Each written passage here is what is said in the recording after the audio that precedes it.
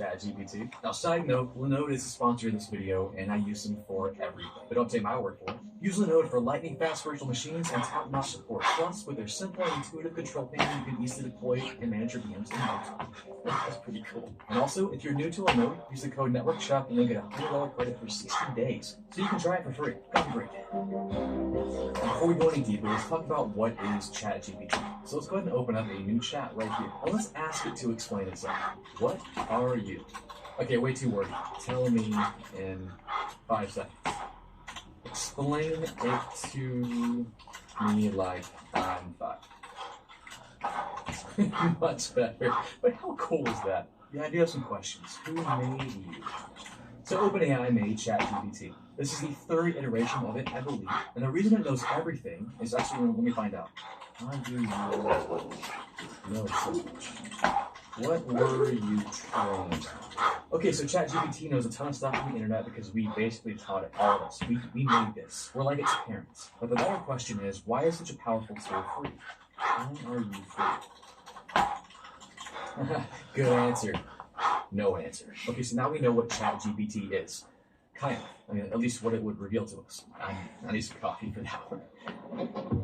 But now let me show you how it will make you better. First, let me show you how ChatGPT can help you with coding. Let's say you're learning Python. Let's start a new chat. Explain to me how to use for loops in Python and give me some examples. Also, give me a few challenges I have to complete. And it just tells you. Like, how crazy is this? And using our virtual machine trick from earlier, we can actually make it pretend to be a Python IDE. Oh wait, got an error. See what I did? Forgot my colon. And it just works. That's so weird and wonderful, and I'm not even sure how to feel about it. I just told you, didn't I? Yeah. But it's not just learning how to code it can help you with. It can help you actually code without knowing how to code. For example, I told it, hey, and this is a conversation I had with earlier. Things get weird. I said, hey, I want you to write code for a website that integrates with you. I want to actually use your API to make a website. Give me an HTML file, CSS, JavaScript, make it fully functional, do all the work for me. Now, I'm terrible at HTML and CSS, and I have no idea how to use JavaScript. But here we go. It just spit it out for me. 3 files, complete. Now, did it work? No.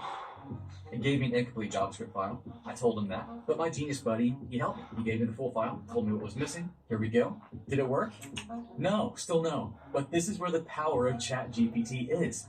I gave it all the errors I had. I said, hey, I don't know what I'm doing. Here's the error. Tell me what's wrong. And it did. This happened over a span of a conversation. Look at how long this was.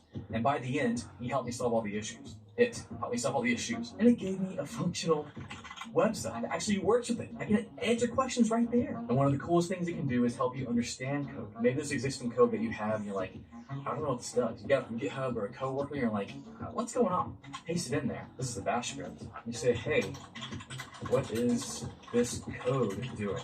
And it tells you in plain language.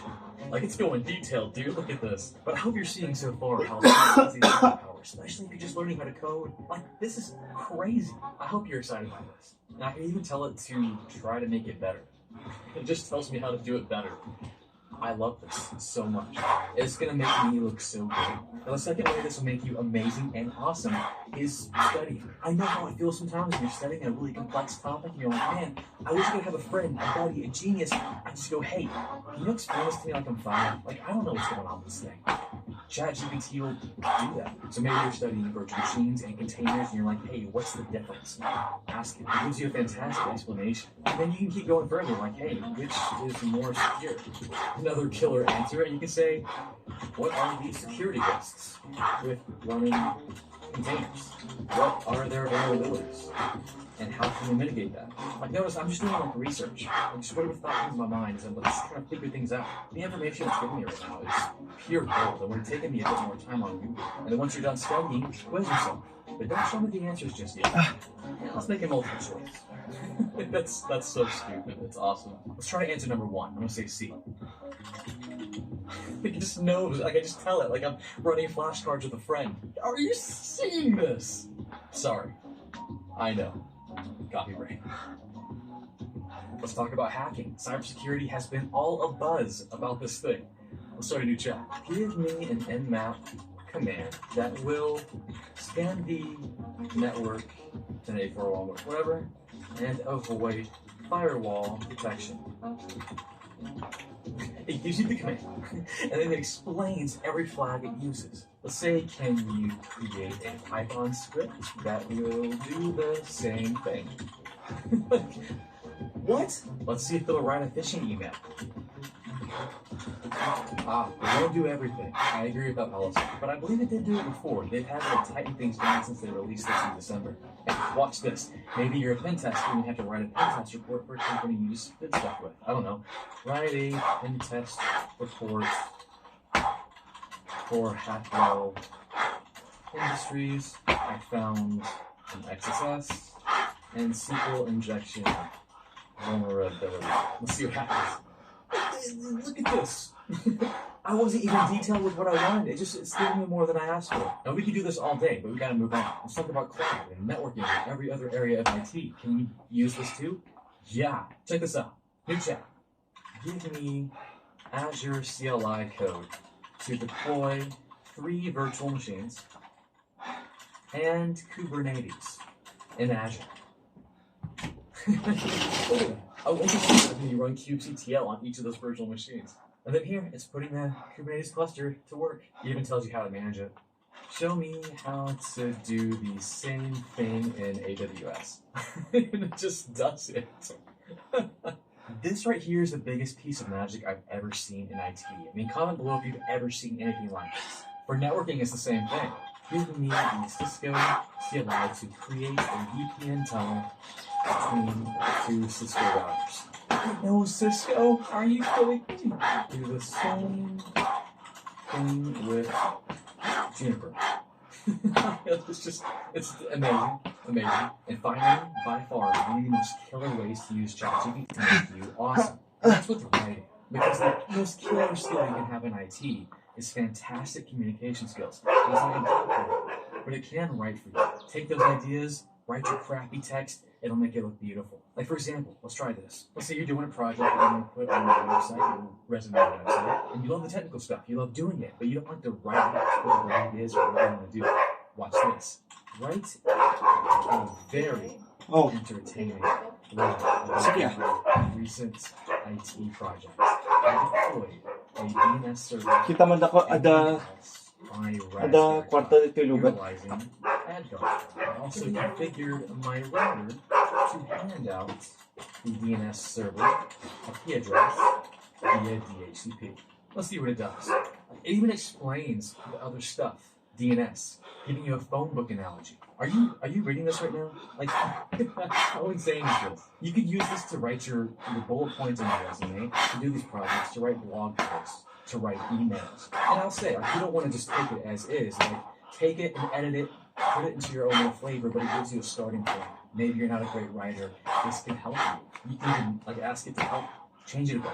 Can you make this much more informal, more fun, and engaging? It won't be insulted. It'll just do it for you. Did you see? It said setting up a badass DNS server on Raspberry Pi. Are you kidding me? This thing's amazing. I don't even know. So ChatGPT, it's here to stay. Like, it's changing the industry in ways that people didn't even like see coming. Right now it's free, it's research, open preview, whatever you want to call it. And I don't know how long it's going to be free, but I do know that when it does come out with a paid product, I'll probably pay for it. Within reason, right? It can't be crazy. But who knows what it's going to unlock in our industry? I don't know. Are people going to lose jobs? Maybe. You can look at it that way. You can be negative and become kind of pessimistic. I refuse to look at it that way. I'm choosing to be a bit more optimistic and look at this tool as a means to an end. I can use this right now to make myself better. That's the one thing I have control over. There's a lot of fear around this tool. There is. But you know what? If it does take everyone's jobs, you can't change that. Like, you can't control that.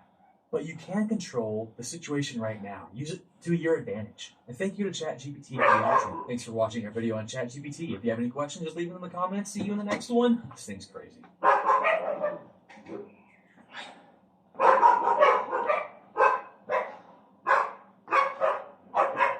This ChatGPT tutorial is a small crash course for all beginners. So we'll be doing a number of things, from creating a brand new account in OpenAI to logging and using ChatGPT to sending email examples to use it. If there's anything you want to know, this video should cover it. Let's begin. I'm going to start on Google here, and I'm going to browse to find OpenAI. You can also head over to openai.com if you want to skip this step. Here is the company that basically created ChatGPT. They've created a number of different types of APIs, and if you want to have a look at them all, you can head over to the API page. We're going to be looking at the ChatGPT section. If you want to head to that, you can select the top menu bar here. This will take you to a page called chat.openai.com. If you don't already have a login with OpenAI, you can select to sign up and create your new one. For this one, it's quite easy. You can simply log in with an email address or with a Google or Microsoft account. While I already have an account, I'm going to create a brand new one so that you guys can see this process. I'm going to sign up with a new email address and go through the prompts to open it up this way. This will require the email address, password, and a two-step verification process. Wala ba dyan? Sa kotse? To the mailbox that you've signed up with. In this case, it will be sent to my email address. I'm going to head over to that inbox now, and we're going to select the verification for email address button.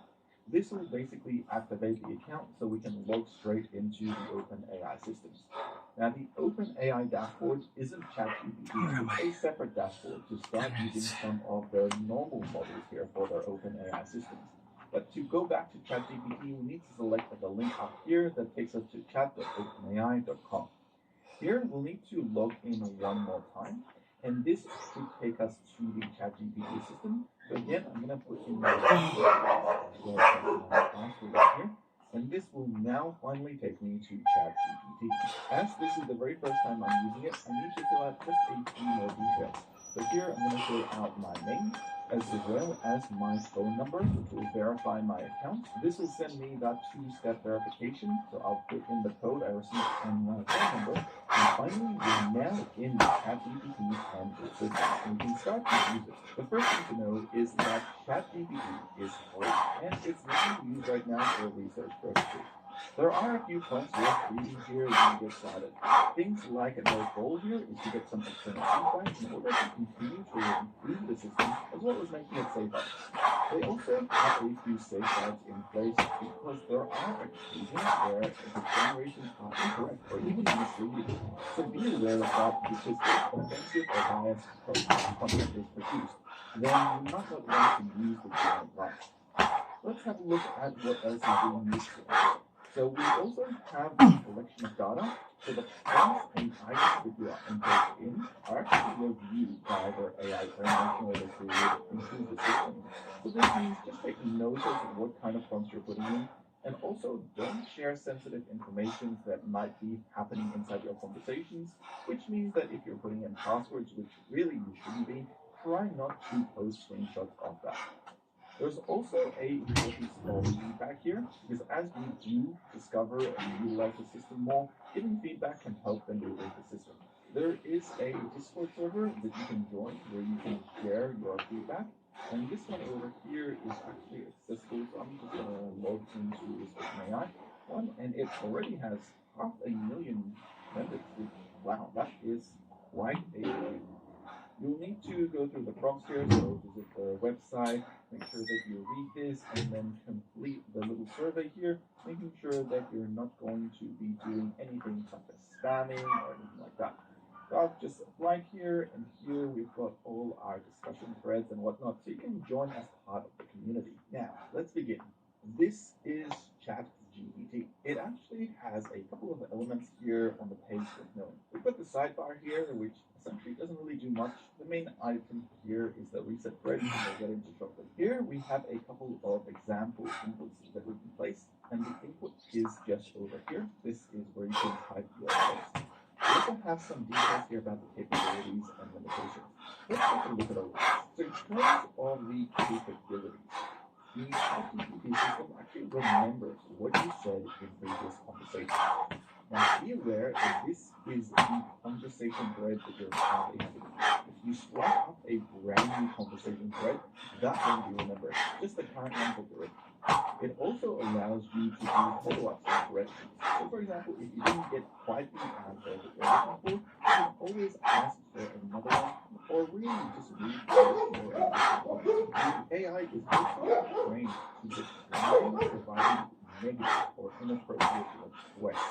So if for example you're asking for something malicious, most times out of 10 it will not work. In situations where it might let's go to the limitations this time. Have a look at some of the problems that might be happening when using ChatGPT. Firstly, some of the generations might actually be incomplete. It is only trained until the last couple of years of information, so it's not able to, say, access the internet right now. It is in an offline state of a year or two ago. It also doesn't do mathematics very well, so you might have some issues if you're doing things like 10 plus 9. It might not give you the correct answer. There's also some bias to the content that is produced based on what you've produced earlier in the conversation. And this could essentially mean that it occasionally produces some harmful instructions, and those have to just sort of be ignored. And finally, as I mentioned earlier, there is limited knowledge because the actual AI is trained for events just towards 2021.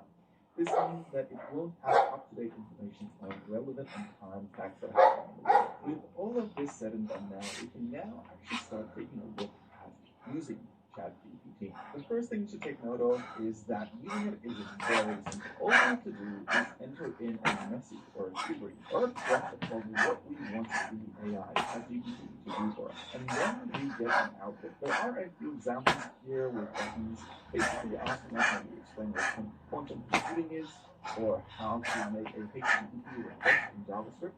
But I'm going to minus these out and I'm going to use my own, which is what is 10 plus 9? That's a question mark. This is a pretty simple prompt. Then we simply select enter or click the button here and press click on it, and we start with our very first prompt. Now here I have two parts to this prompt. We've got what we've prompted, and then we've got the output here from OpenAI. Now this is pretty damn simple, but there are a few things to take note of here. The first thing is the question, what is 10 plus 9? Now we've got the output here that says 19, but we also have this option here to try again. So if I was to select that, what we end up getting is essentially the same answer, but just written in a different way. In this case, it's being written mathematically, which is 10 plus 9 equals 19, but it's not just 19 like it was before. And we can continue to click on this, but if, for example, we've given as many results as we possibly can, then it might error out, like we just said earlier, or it might continue to give us better answers. Like this is a half mathematical, half verbal one, where it says 10 plus 9 is 19. We can try again, and this time it says 10 plus 9 is 19. It's almost repeating. We'll get to a point where there's only so many ways it can be written. We have a number of other things to take note of. We've got these thumbs up and thumbs down buttons. And this is to give OpenAI some feedback as to the things we have here. We also have these arrows here when we hover over to show the different types of outputs that you can based on the input that you provided. I've just done 5 of them, so I can go through them. I like number 5 to note.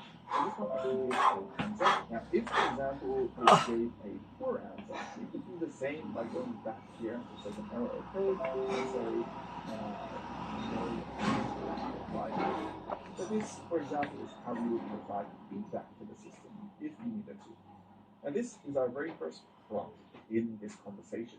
We can continue to make more prompts, such as saying, how good is OpenAI's ChatGPT at maths? And ask this question. So this question is still part of this conversation. We're getting an answer now being streamlined and generated from OpenAI's ChatGPT. It says as a large language model trained by OpenAI, it doesn't really have the ability for mathematical calculations. Now here's where you might have to be careful. There are situations where the outputs might not actually generate the kind of consistent answers you might be looking for. Such in this example, I'm going to trick the AI, saying that it is actually 20. 10 plus 9 is 20. Now the prompt will say that it is a language model. So what's going to happen now is I'm going to ask one more prompt saying, is 10 plus 9 equal 20? And since I previously said that it was, now it's incorrect. It actually does think that 10 plus 9 is 20, and it's going to confirm that answer. This is where confirmation bias might come into play, and you have to be careful what kind of prompts you're putting in because they will influence the outputs that ChatGPT provides. Now, this entire thing here is a conversation, and we could continue this conversation indefinitely, but we're not going to do that. We're going to start a new conversation. This is because all of this conversation is essentially structured in such a way that it's in history. It's essentially taking reference of what we said earlier in the conversation and pulling that context into new responses. This is why we got 10 plus 9 is now correct as 20, which doesn't make much sense. In order to go back, we're going to reset the thread. We're going to select the top left button over here in order to do that. It'll take us back to this main dashboard here, and now we can start up a brand new conversation. I'm going to ask the same question here. Is 10 plus 9 20?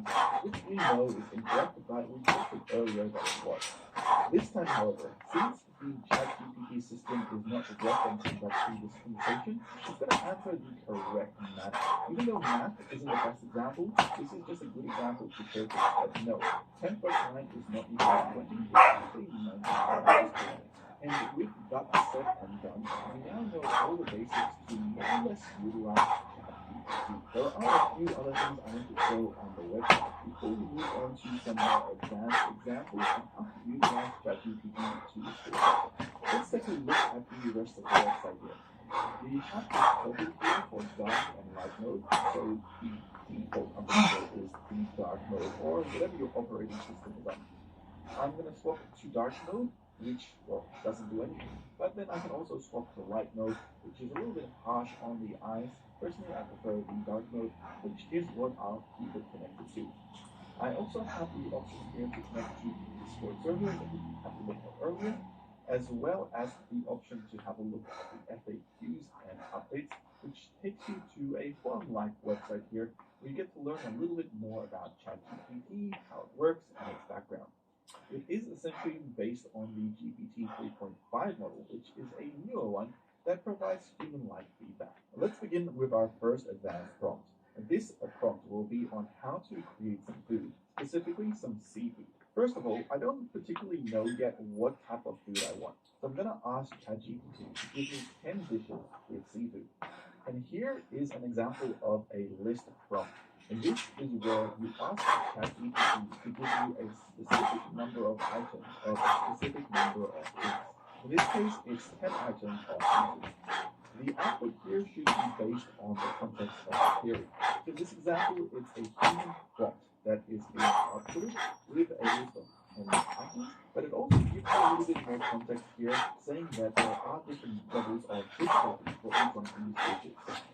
Now this is where things can get interesting, because we can now start having a look at this list and selecting options we like, such as the first two for shrimp and salmon burgers, and then following up this conversation with more queries.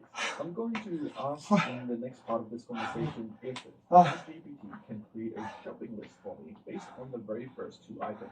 Those two being shrimp and salmon. I don't have to particularly say shrimp and salmon, it should just know based on the context of the conversation. And the result here is essentially creating another list. But this list does not have a specific length. It's based on the options we added in earlier. So here it provides an output that is indented and bullet pointed for each one of the dishes. For the salmon burgers and the shrimps, to let me know exactly what I would need to buy from the shop to be able to put these together. That is pretty damn cool. And this is just also still the beginning, because we can continue this conversation based on all this context. Now that ChatGPT has provided us a list of 10 dishes, as well as a shopping list for all the ingredients we would need to make one or two of those dishes, the next practical question is quite intuitive, which is, can you tell me exactly how to cook, for example, salmon burgers, which is something of a thing that we would normally have to Google a lot for. But based on this and ingredients, ChatGPT will provide us with one final list of exactly what steps we would need to put them together.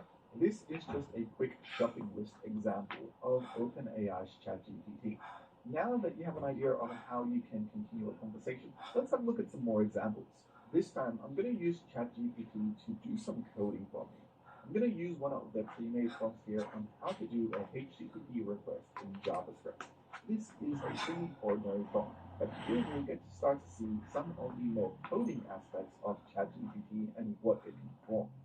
Here it's going to answer this question, but it's going to do this in a number of ways. First, it'll give me some context as to what it's doing. Then it's going to give me the code snippet of exactly how to perform the function based on the code I put in. And then finally, it'll give me a description of what the code is specifically doing. All of this is quite useful, and this is just the beginning. I'm going to request ChatGPT to update this request, and instead of it just being a generic API call for data, instead we're going to grab some weather data. Now I'm going to ask if it can get me the weather in New York City, and I want it to output how this query might look like in terms of JavaScript. The response back is that OpenAI will generate the request for you. It will create a generic version of that request, giving you a weather API that doesn't really exist. You'll need to pick your own with an API key that you'll need to enter. But the request should look something like this, where it's getting an example.com, passing in the weather city, being New York City, as well as the units, and passing in the API key. It will then explain exactly how this GET request would work, as well as that it would come back in the form of a JSON that you could then utilize inside your application. This is all pretty useful, but not quite everything that we're looking for just yet. The next step here is to ask it to update this query in order for it to loop through the data that we will get back from this API, and then place this into a website. Now, something to take note of here with ChatGPT is that you have to be quite accurate in how you're requesting different things. This is why, if, for example, you have a background in programming, writing these prompts might be a lot easier because you know what you're after. Whereas if you're not quite sure, it might be a little bit more difficult. And this is kind of true for all types of industry, where ChatGPT might be useful. In this example, I'm getting it to look through temperature, wind, and precipitation. And this should be a brand new output format. And this is where the complexity and benefits of ChatGPT start to shine through. Because what's going to happen now is we're going to get a piece of code that is not just a function code, but it's also going to be a read function, which is going to pull out the values of the data response, and then it's going to put this into a website for us. After it pulls out the values of temperature, wind speed, and precipitation, it's then going to create JavaScript code to place them into a website using key element tags and then append them to the website body. Finally, it's going to go through the code here and explain exactly what's happening, like I just have been, where it's using an example API with example code, so you really need to update this to make it work for your own project. There are going to be occasions where the ChatGPT systems are going to be offline or, for example, unable to answer a prompt. In this next example, I wanted to do a story about a rabbit and a mouse. Now, I put in an option here, and I got a response back that an error has occurred. I selected try again a couple of times, and that didn't work either. Now, this can sometimes occur when the output of a prompt might, for example, have some incorrect information, maybe something that might be harmful, or maybe even inaccurate. And in those situations, ChatGPT is automatically set in such a way as to not to provide a response. This is a safety mechanism. Sometimes a different way to approach this is to simply write a different prompt so that you might have a different output from ChatGPT. But in some situations, if the servers are entirely down, you might find that you just might have to wait a little bit. Another thing you can do is always refresh the page, or alternatively just log off completely, restart the browser, and then log back into a session, because that also sometimes fixes the problem. Now, let's do a short story. I'm going to do a story about a rabbit and a turtle that went on an adventure. This is a simple request for a story from OpenAI, and it's actually quite good at providing these. It's going to give us a story about these two that go on an adventure where they swim across a river. There is a small moral to this story, which is useful, but it's really kind of generic here. If I want to have a more specific story based on the prompt I'm putting in, I'm going to have to be more specific with the prompt. And this is where follow-up conversations can be useful. For this example, I want to change the moral of the story to be one more focused about patience, especially when doing a story like this. It makes sense between a rabbit and a turtle. ChatGPT should be able to now rewrite the entire story with more emphasis on this specific moral. If we look closely, it has done just that. It's got a moral here about how it was important to be more patient, and the turtle was able to do this. This time along, I wanted to also give me the same story, but throw in a little bit of humor. So I'm going to ask it to keep the moral and add in a joke maybe somewhere at the end. Let's see what happens this time. I'm going to fast forward a little bit, but we can see that it's more or less the same story, but at the very end of the story, you have a nice little joke here that I guess it goes to show that slow and steady actually does win the race. Another type of prompt that you can work with GPT is one of a storytelling video game, which is a really cool one that I've always enjoyed because of the creative answers that ChatGPT provides. In this case, I'm going to give the prompt that ChatGPT is going to pretend to be a text video game with options A, B, C, and D. And then from that, we're going to pick a scene from the Matrix, and we're going to see what we get presented with. The output is based on some storytelling. It begins nice and simple. You find yourself in a dark alley, and we've got the options to select from. Here, I can now continue this conversation by selecting options such as the option B here, and the story continues.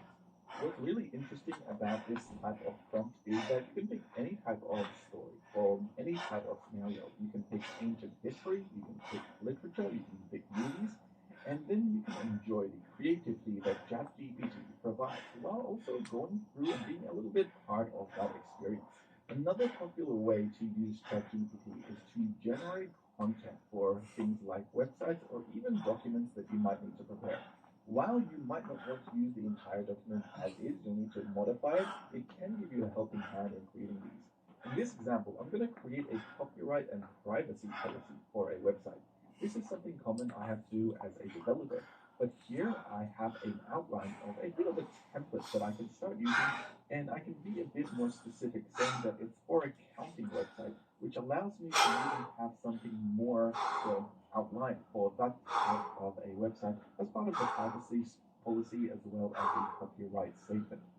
Of course, if you want to take this a step further, we can do that too. Since I'm located in Australia, I want these templates to be more specific to this country. I'm going to ask it to update these. In the prompt, I'm just going to simply write that as someone who lives in Australia, Perth, please update these to be relevant for the country that I live in.